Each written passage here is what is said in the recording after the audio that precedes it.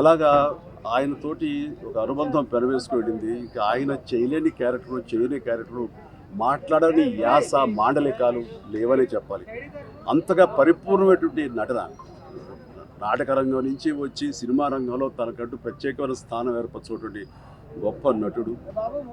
ఆయనతోటి నాకు ఎన్నో సినిమాల అనుబంధం ఉంది. ప్రతి సినిమా ఒక్కొక్క అద్భుతమైనటువంటి నాకు ఒక ప్రత్యేకం. అండ్ అలాంటి మా కోట శ్రీనివాసరావు గారు ఈ రోజున లేరు అనుకోవటం అనేది నిజంగా చాలా తీరని లోటు.